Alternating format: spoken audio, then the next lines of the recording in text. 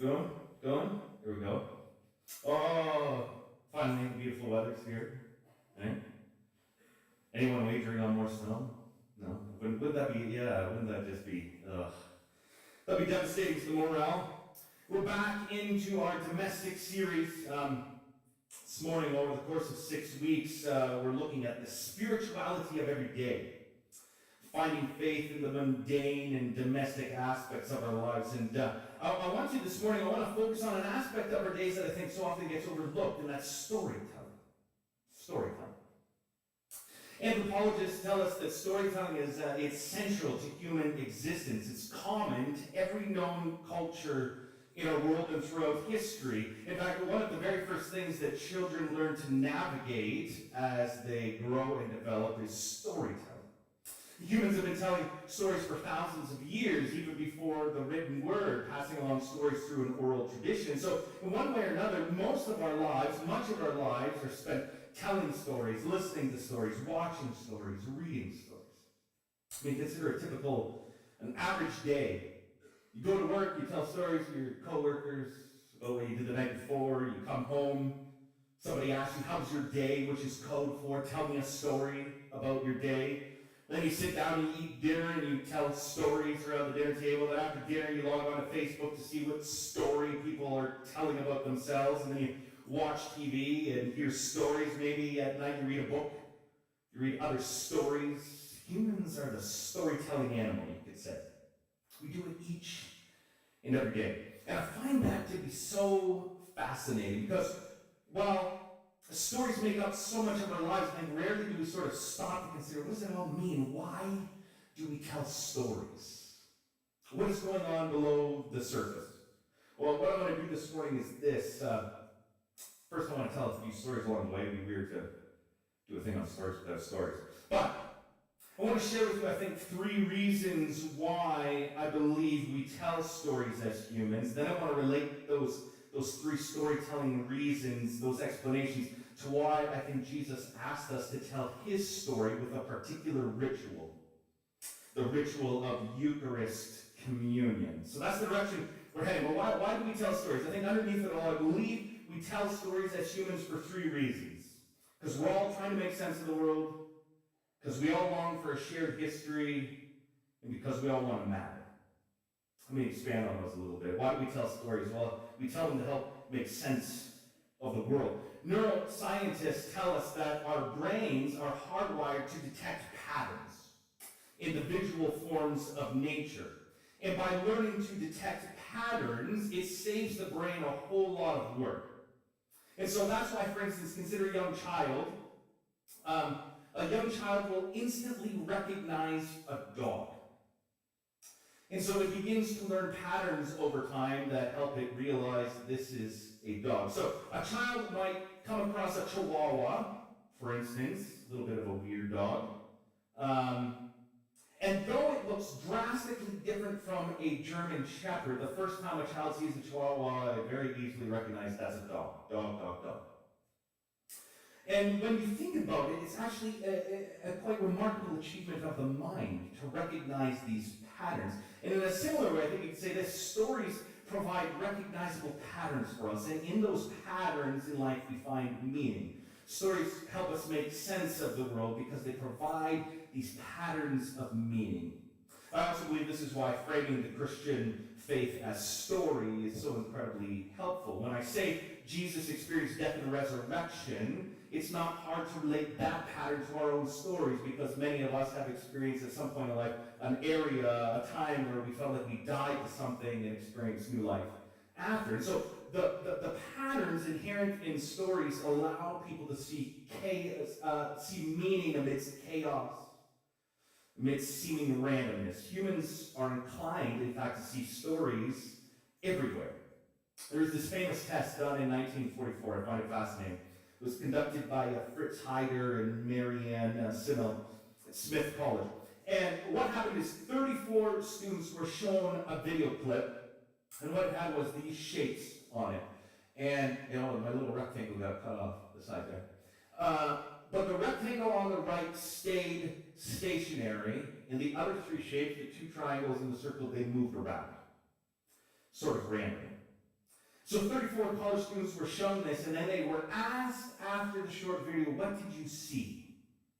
And 33 of the 34 students anthropomorphized what they saw, the shapes.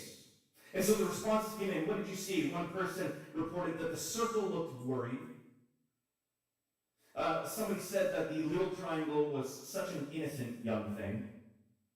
One other person wrote that the big triangle, though, appeared to be blinded by rage and frustration, so imagine moving that around and reading in. Wow, that big triangle is blinded by rage and frustration. That cracks me up. Of the 34 students, only one student said, oh, I just saw shapes. That's it. Humans see stories even in the abstract, and by doing so, it allows us to make sense of an incredibly chaotic and complex world. And this is why, we just come through Jesus' parables. I truly believe this is why Jesus told so many stories. I believe he knew that some things were so complex, they could only be explained through stories. And so in a world that's sort of hard to understand, we tell stories to give life meaning and purpose. We tell stories to help make complexity relatable. When I left Grandview, they had some people put together some cards, just some farewell cards for me, and people related their memories of my time at Grandview. It was interesting. Kristen and I were flipping through them that evening, and everyone would, or not everyone, the vast majority of people would say things like, oh, we're going to miss you, Brad. I remember this story you told. Remember this story you told about cleaning the shower, or I remember the story you told. Story. And Kristen, we got toward the end of the card, and Kristen said, does it bother you that nobody seemed to remember any of your points from teaching? They all sort of said, remember the story? I remember thinking at the time, no, not at all. What? There's so much complexity and information in the world. It doesn't bother me that people remember stories because we're storytelling animals. That's what we remember. Now think about funerals and weddings. You ever been at a funeral, or have you ever given a eulogy at a funeral? It's an incredibly difficult task because you go, how do you sum up a life in a few minutes? And what happens at funerals? Without fail, it turns to storytelling. It's impossible to sum up the complexity of somebody's life by stating some facts while they were here. Eventually, it turns to, let me tell you a story. And the story will help you understand the complexity of this person's life. Or at weddings, I love speeches at weddings. I live for speeches at weddings because inevitably they get weird and awkward, right? Which is the best. I love it. And what happens at weddings as well? How do you sum up the complexity of relationship and love? And what ends up happening is people tell stories. Let me tell you a story to sum up the complexity of this relationship. Stories make sense of the complexity. The things we remember deeply in life are stories.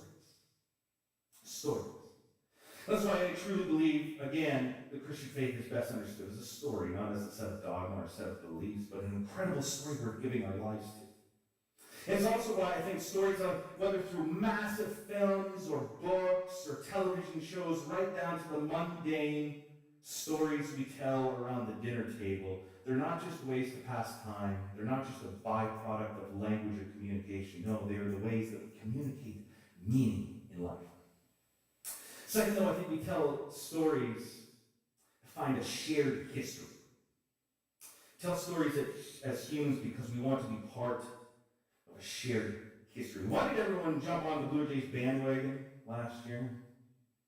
Why did those of us, and I'll count myself in as one of those, I hadn't watched baseball in 20 years, and suddenly I was the biggest fan, right, in the world. Why did everybody sort of start jumping on? You say, well, because the Jays were winning. That's new, right? But there's something deeper there, right? I think what people sense is that collectively we sense some sort of historic story was unfolding, and everybody wants to be part of that. And so now, right, you go, where were you in Game 5 when Jose Bautista flipped his bat, and we all just were like, yeah. We all have stories about that way. Remember the time at NEXUS where instead of doing church, we watched Canada win the gold medal in the Olympics and how awesome that was, right? Why did we do that? Because we realized there's history happening here and we want to share in that. Part of me wants to really go down to Cleveland in July for the Republican convention because I sense there's some history about to happen there.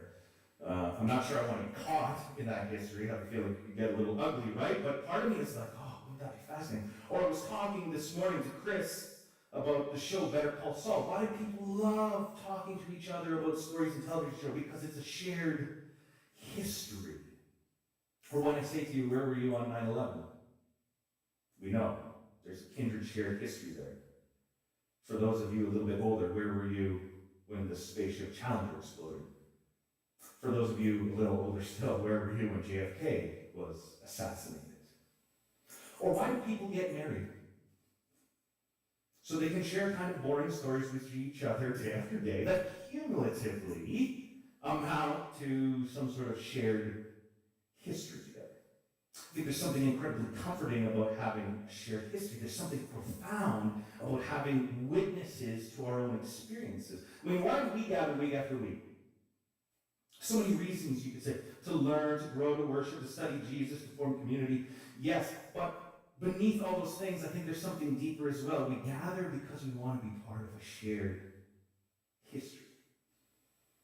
And so when I say to you, were you here at Easter and there was this crazy video on the band did a song, and then Eric walked up behind, and in the silence of it launched into Christ the Lord is risen today, and the goosebumps, right?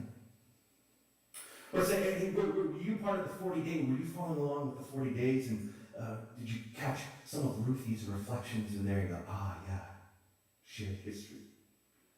Have you been at glimpses before when Glenn was doing some sort of thing and he's, there's guitars behind him and it's like, that's awesome. Were you there when I brought in my urine? Right? Or dropped an F-bomb? Or how many of you were at the Benjamin's pool party and we were jumping off rocks into the pool?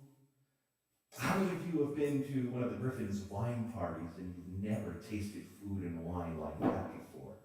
Because Jenny makes a crab mac and cheese and it's so delicious. You make your mouth water. Why? We gather week after week, event by event, teaching by teaching, story by story. We're developing a shared history together. I think it's a legitimate response. If somebody ever asks you why you go to church and you're embarrassed to say because you're interested in faith, I think a legitimate response is because I'm forming a shared history with these people. The reason we experience things together, share stories together, tell them over and over again, is because as humans we want to be part of a shared history. And so how many of you have a family member, or maybe it's even me, and they've told you that story for the 5th time, and you're like, I've already heard this. But when we tell somebody else a story, it's a way of inviting them in to your shared history. And it's tremendously powerful. But finally, and perhaps I think maybe most importantly, why do we tell stories? I think a lot of it comes down to mattering. We all want to matter. So when my daughter Zoe tells me a story about her pet unicorn and how it dug a hole in the sand to bake cookies that a dinosaur ate later, I sit there and I think I have no idea what that was about. But when I listen intently to her story, it affirms for her that she actually matters to me. We tell stories because we want to matter. I think all of us want to be respected, esteemed, and of interest to others. And so we tell stories to achieve that end. We tell stories in the hopes that others will come to see that our lives, our existence, it actually matters. When someone listens or takes interest in a story you share, it's a powerful affirmation. Our lives, they matter. I think this is why the Black Lives Matter campaign is so important. I think it's why sharing the stories of what's happening to our youth in Attawapiskat is important. Because if we want to truly value a person or people, if we want to truly communicate that a life matters, it means we need to listen, really. Listen to their story, their perspective, allow that to change us, to shape us. And to have your story heard is such a powerful affirmation. Your life matters. I want to listen. We tell stories to matter. This whole idea of telling stories because we want to matter, was really driven home to me in a powerful way a number of years ago through a man I knew. His name was Brian. And I want to share with you some of Brian's stories because A, I think they're funny. But B, more importantly, because they drive home this point in a profound way. You see, Brian was a compulsive liar. He lied about virtually everything. And after a few months of interacting with Brian, I was confiding to Chris, and I said, I don't know what to do with this guy at church. He lies. He just lies all the time about everything. I said, I don't know, should I call him out on it? Should I just ignore him and turn away? And I remember Kristen, in her wisdom, I remember her saying to me, changed the way I sort of saw Brian.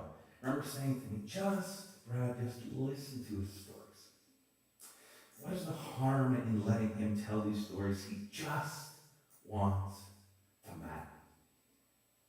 Brian was in his mid-20s, barely 5 feet tall. He suffered from some kind of learning disability that meant he lived at home with his parents. He spent most of his time literally just walking around Kitchener. Nothing to do.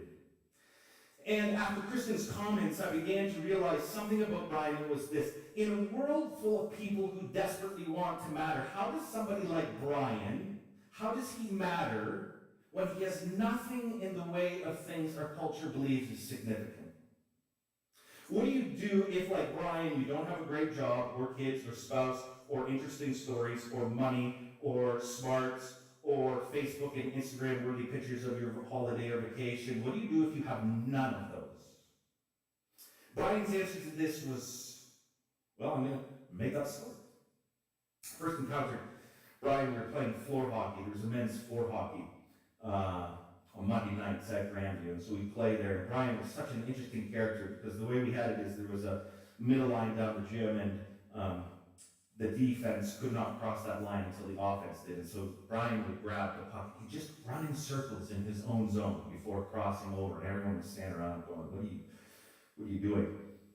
And he became known as this guy at hockey that wasn't really good, but of course was clearly desperate for attention. It was kind of odd. But then the next time I sort of interacted with Brian on a one-on-one basis, I was walking up Fairview Road. I lived at the time, and I ran into Brian, and he was wearing a jacket that had FBI on it.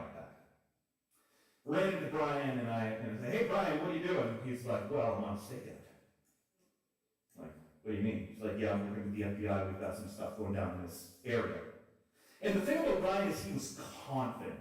He never looked like he doubted the stories he was telling. And I said, FBI, what are you guys doing in Canada? Boom, right away. It's like, oh, it's a cross-country investigation. The Mexican authorities are involved too. We've got some drug problems in these areas. Really? And then he pauses and he's like, yeah, Falcon, yeah, I'm in location here. Nobody answered back. And he's like, at the end of the conversation, I'm like, okay, I don't know what to do with this. He's like, between you and me, Brad, I think you should just stay out of this area for a little while.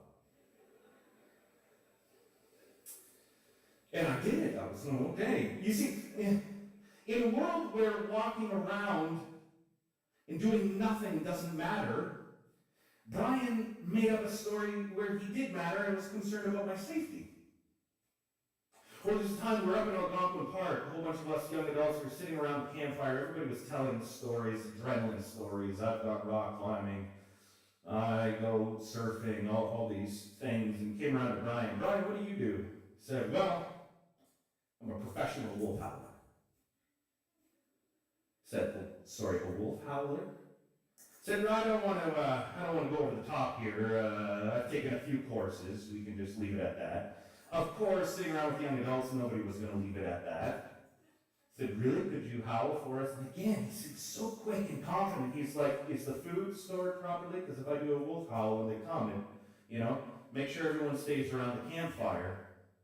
I'm like, oh, I'm looking at these other young adults. I'm like, guys, don't hang them on, please. And they did. And he started howling. And I knew this was going to happen, but of course one of the young adults snuck away into the woods and started howling back. And Brian's like, see, now I'm just going to calm down here because if I keep howling, they're going to get a whole lot closer. It's going to get real dangerous. So they sit there thinking, going, oh man. You see, In a world where our lives matter based on how interesting and compelling your latest adrenaline rush was or the hobbies that you do, Brian made up a story. It was as interesting as it gets. Well, the time I was sitting around, I was talking with some young adults about their careers, everybody working their jobs. Somebody said, Brian, what do you do? I said, well, I'm an entrepreneur. I've just started my business lately, a night lawn mowing business. Not what? Really? What do you mean a night lawn mowing business? He's like, everybody mows the lawn during the day. We do it at night when everyone's sleeping. Oh, man. Of course, somebody's like, how do you see? And again, we have flashlights on our lawnmowers. Don't people complain about the noise? No, it's fine. It's totally, people love it. It came, was just so quick with his stories. You see, in a world where you matter based on your job or your profession, Brian made up a story that was incredibly far-fetched, but actually kind of entrepreneurial. There's part of me going, why don't people mow their lawns at night? Well, the time Brian started feigning injuries, he would show up at hockey one week, he'd have a cast on this leg, next week was up here. Always a story behind it. But I remember one week we were short on hockey players, Brian came in on crutches. His leg was up like this. He had his hockey stick with him. Came in, sorry guys, I'm not going to be able to play tonight, hurt my leg. He told the story. But we were short on players, and I remember one guy said to him, are you sure, Brian, you can't play? No. He said this line. This other guy said in the line, and it completely changed everything. He said, Brian, are you sure we really need you? And I remember he walked out the doors, walked back in, no crutches, no cast, started running around the gym. Just, yeah, I'm ready to go. And all of us are like, what happened to your leg? I'm going to play through the pain. In a world where you matter based on how much you're needed, Brian feigned injuries until he was needed. Brian had nothing of what typically matters in our world, so he made it up. Brian had very little to praise himself about. Most of us, when we come to church or social setting, we've got family or work or interesting stories to share with each other, but Brian, he didn't have any of that. So we made up stuff so he could participate in socializing with others because he wanted to matter, just like the rest of us. And though his stories, of course, they didn't sort of jive, they didn't sort of fit with reality, what I learned was that Brian was really just like the rest of us. He wanted to matter. And the way you matter in life is by telling stories, so he told stories too. And sure, his stories were more transparently fake than the rest of ours, but we still use stories for the same reason Brian did, that's to matter. And we might be more subtle and socially nuanced with how we tell stories, how we exaggerate stories, but it's all the same thing. We want to know. For one person, it's wolf howling and jobs with the FBI, but for the rest of us, it's that degree we got, or the new phone, or the baseball stats, or the weekend away, the witty remark, the important work we do in the community, the latest gossip, the concert tickets, the new car, exotic travel plans, a promotion, clever ideas. We're all the same. And behind it all, I believe, is a deep-seated insecurity we have as humans, a dread. If we're not noticed, if nobody's listening, then we're not worth anything. And so our stories are our way of saying, see me as interesting, see me as worthy of attention, I want to matter. And whether it's here in this community or beyond, I believe that behind every single set of eyes here this morning, behind every story we share, whether it's true or not, behind it all are people who just want to matter. And to be honest, at the end of the day, I'm not sure the content of our stories matters so much as the universal desire behind them, to matter, to be seen, to be heard, to be valued. I think one of the greatest gifts we can give to anyone is to simply listen. In a couple weeks' time, we're going to do glimpses and we're going to see and hear and read stories. I think one of the greatest gifts we can give to our community is to be here, to be present, to listen, to actually care about the content of other people's stories. We tell stories that matter. tell stories to make sense of the world. We tell stories to find a shared history. And interestingly enough, I think all three of these storytelling explanations, they relate actually to Jesus' desire to have his followers continue to tell his story. It's interesting, when you move through the Gospels and through Paul's writing, what becomes apparent is that for the earliest Christians, it was so important to retell Jesus' story. Because in the telling of Jesus' final meal and his death, it somehow seemed to speak to all of the hidden desires we have behind the stories we tell. Jesus wanted his followers to remember the story of his dying by retelling it through this ritual act of taking bread and taking wine. Paul explains, it's interesting because it started off as an oral tradition and made its way into writing. So Paul tells that here and how the storytelling goes. He says, I received from the Lord that which I also delivered to you. The Lord Jesus, in the night in which he was betrayed, he took bread. When he had given thanks, he broke it and said, this is my body, which is for you. Do this in remembrance of me. In the same way, he took the cup also after supper, saying, this cup is the new covenant in my blood. Do this as often as you drink it in remembrance of me. For as often as you eat this bread and drink the cup, you proclaim the Lord's death until he comes. And so 2,000 years ago, this ritual retelling of Jesus' story began. And in retelling this story and ritually acting it out, it contains all of what we talked about behind stories. By doing this, it gives us a shared history. It gives us a framing story through which to see the world, and it reminds each and every one of us that we matter. It gives us a shared history. You see, as we retell the story of Jesus' death, it allows us to sort of humbly take our place on this ancient Christian path, a path that has been traveled for more than 2,000 years. It continues to be traveled by millions today. And so it gives us a sense of shared history. We're not silos in history. We're part of a path. We're part of a tradition. It extends thousands of years. And so this ritual storytelling of Jesus' death, it reminds us of our place in history. It reminds us that we have a sense of belonging, not just here, but in a much wider spectrum. We have a shared history, a shared tradition. It allows us to sort of humbly take our place in this world, knowing we belong to a heritage.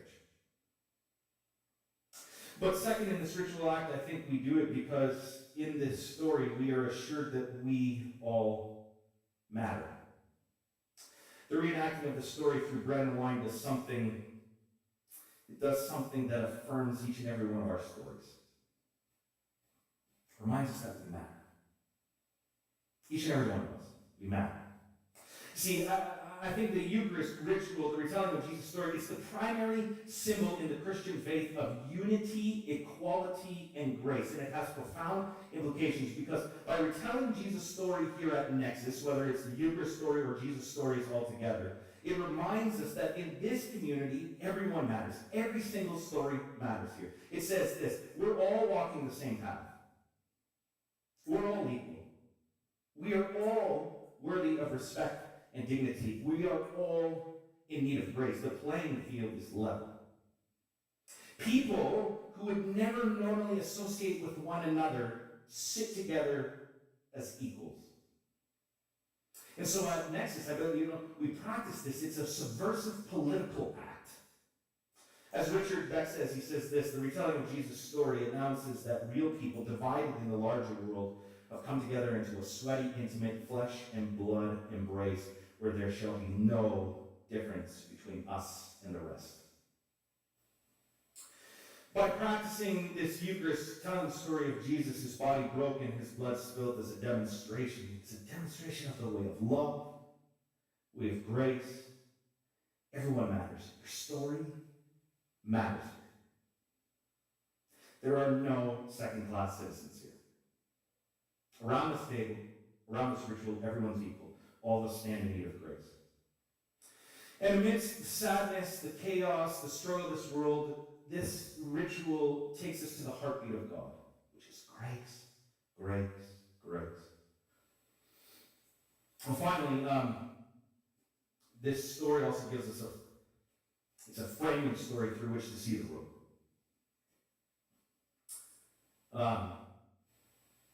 My neighbor down the street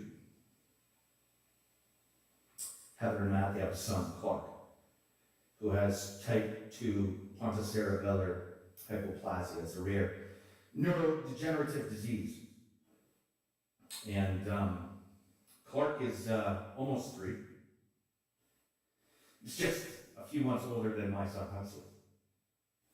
And he's always in the hospital. And there's a picture of him here. He's become a bit of a character in our neighborhood. He's always in and out of the hospital. He can't move around on his own, can't speak.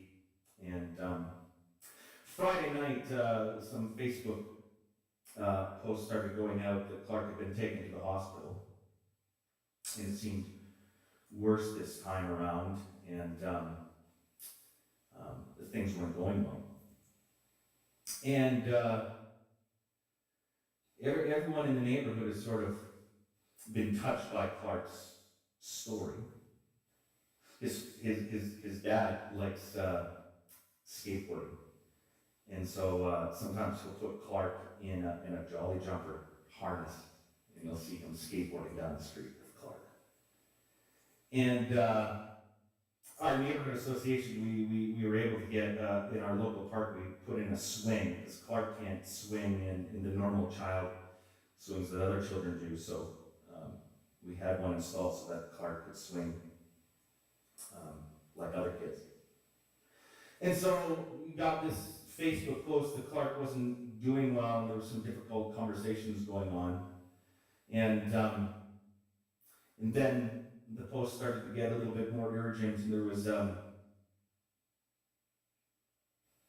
photo of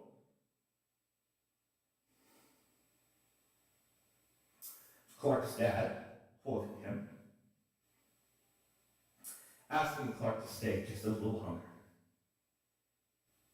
And then on a Saturday afternoon, it seemed like things were getting better, and Heather posted a photo of Clark's finger just inside of Heather's hand, and that Clark was struggling to hold on. And then late last night, parents, they posted, they said, "It's the worst thing, devastating decision for any parent to make. Say we've decided to let Clark go, and we're moving into hospice care." And so 2-year-old is now in hospice care with a few days left to live.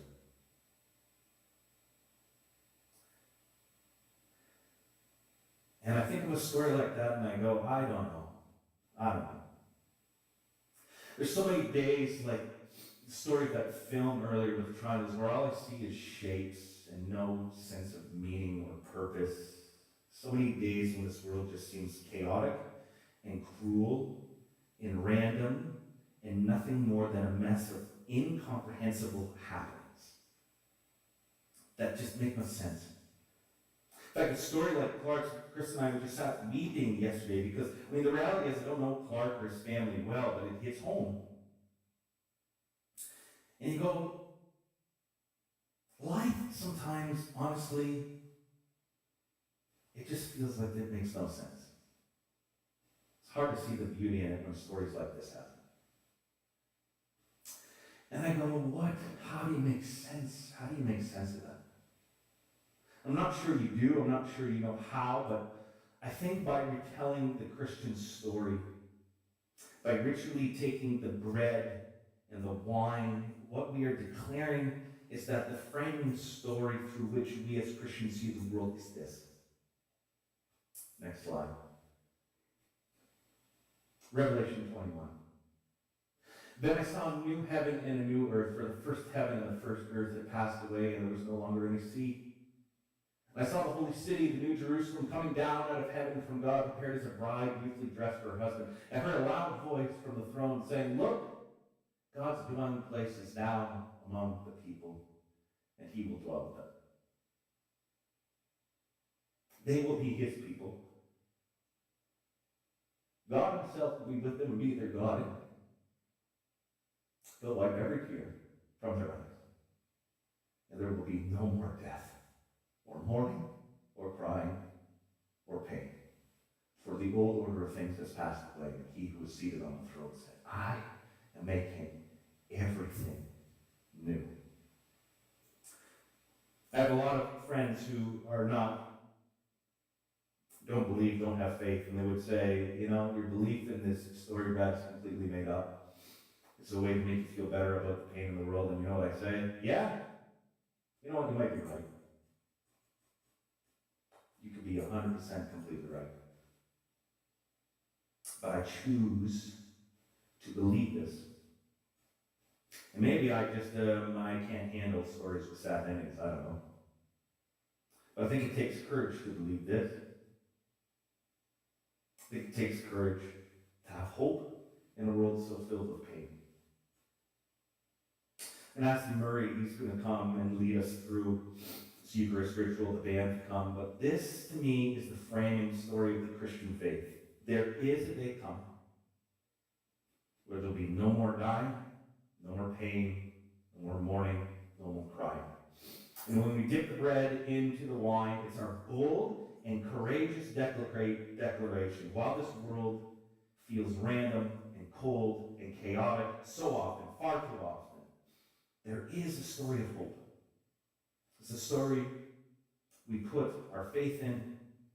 It's the story we tell every time we gather. It's the story we declare through the bread and the wine.